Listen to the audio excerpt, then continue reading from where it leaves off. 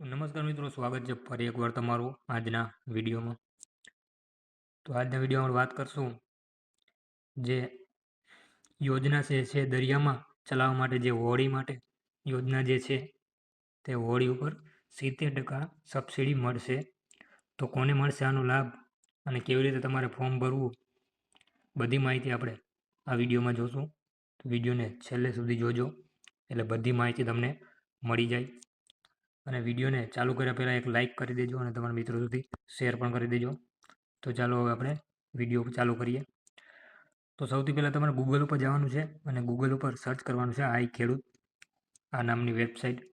એ website ખુલી જાય ત્યાર પછી આના ઉપર ટચ કરવાનું છે અને અહીંયા યોજના ઉપર તમારે જવાનું છે. જેવું તમે યોજના ઉપર જશો એટલે અહીંયા મત્સ્ય ઉદ્યોગ નામનું એક તમને યોજના બટન લાવશે, એના ઉપર તમારે ક્લિક કરવાનું છે. હવે અહીં ઘણી બધી યોજનાઓ તમને જોવા મળશે. ઘણી બધી યોજના પર આપણે અત્યારે આ યોજના ઉપર વાત કરવાની છે. પરંપરાગત માછીમારો માટે હોડી અને જાળી પ્રદાન કરવી, એટલે માછીમારો માટે જે હોડીની આ યોજના છે જે તેના વિશે વાત કરજો. તો અહીંયા તારીખ આપણે જોઈ લઈએ કે 19/5/25થી આ ફોર્મ ભરવાનું ચાલુ છે અને હાલ હજી 13/3/26 સુધી તમે આ ફોર્મ ભરી શકશો. બીજી વધુ માહિતી તમે અહીં બાજુમાં જોઈ શકશો. ભારત સરકાર તરફથી આ કોષ્ટક ઉપર જે વર્ષમાં ફાળવેલ જનરલ મહિલા એસટી કેટેગરી લક્ષ્યાંક મુજબ નીચેના ધોરણે સહાય મળવાપાત્ર રહેશે.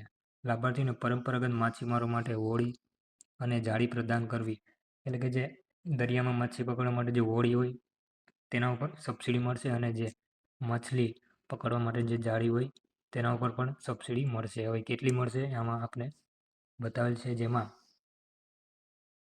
જાળી પ્રદાન કરવી યુનિટ કોસ્ટ 5 લાખની સામે જનરલ કેટેગરી માટે 40% સહાય, એટલે કે 2 લાખની સહાય મળશે જે જનરલ કેટેગરીવાળા છે એને. ત્યાર પછી ખરીદ કિંમતની 40% એમ બેમાંથી જે ઓછું હોય તે, તથા મહિલા એસટી કેટેગરી એસસી અને એસટી કેટેગરી માટે 60% સહાય છે, એટલે એને 3 લાખની સહાય મળશે કુલ કિંમતમાંથી. ત્યાર પછી ખરેખર ખરીદની 60% અને બેમાં જે ઓછું હોય તે લાભાર્થીને મળવાપાત્ર રહેશે. ત્યાર પછી જે આ સહાયમાં 60% કેન્દ્ર સરકારનો હિસ્સો છે અને 40% રાજ્ય સરકારનો ફાળો રહેશે. આ મર્યાદા ઘટક દીઠ પણ લાગુ પડી રહેશે. અરજદાર દ્વારા ઓછામાં ઓછી એક ઘટકમાં સહાય લેવાની રહેશે, એટલે અરજદારે ગમે એક સહાય લેવાની રહેશે. તો આપણે આ વાત કરી આના વિશે, જેમાં ફોર્મ કેવી રીતે ભરવું એ આપણે આગળ જોઈ લઈએ. હવે તો અહીંયા તમે બાજુમાં જોઈ શકો અરજી કરો, એના ઉપર ક્લિક કરશો એટલે તમે ફોર્મની અરજી કરી શકશો. અને આમાં આપણે એમાં એ પણ જોઈ લઈશું શું જરૂરી ડોક્યુમેન્ટ એના માટે તમારે જોશે. તો એની બાજુમાં અહીંયા તમે જોઈ શકો દસ્તાવેજ લખેલ છે, એના ઉપર ક્લિક કરશું તો તમે અહીં જોઈ શકો છો દસ્તાવેજનું લિસ્ટ આવી ગયું, જેમાં સરકાર બાકી લેણું નથી તે અંગેનું જિલ્લા અધિકારીનું પ્રમાણપત્ર, એટલે આ એક દસ્તાવેજ છે તમારે જોશે આમાં.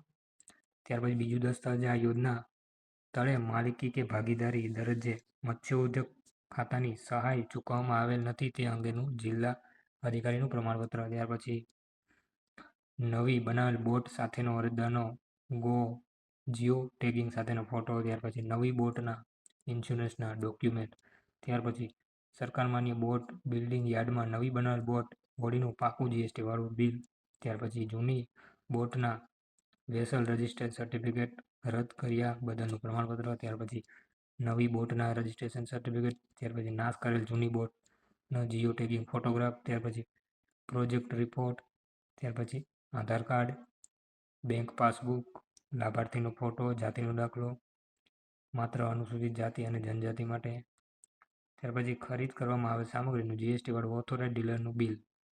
ત્યાર પછી ખરીદ કરવામાં આવેલ સામગ્રીનો અરજદાર સાથેનો ફોટો.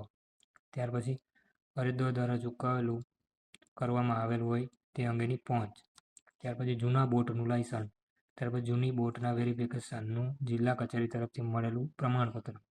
અને છેલ્લે છે જૂની બોટના વેસલ રજિસ્ટ્રેશન સર્ટિફિકેટ. આ એટલા ડોક્યુમેન્ટ છે, 19 પ્રકારના તમારે ડોક્યુમેન્ટની જરૂર પડશે આ યોજનાનો લાભ મેળવવા માટે. તો હવે આપણે બધી જાણકારી મેળવી લીધી. યોજના કોને મળશે, કેટલી મળશે, ક્યારે તમારે ફોર્મ ભરી શકશો અને અહીંથી અરજી પણ કરી શકશો. તમે મોબાઈલ ઉપર કરી શકશો તમને આવડે તો, નહીં તો તમે નજીકના કોઈ કોમ્પ્યુટર સ્ટેશન ઉપર જઈને પણ આનો લાભ મેળવી શકો છો.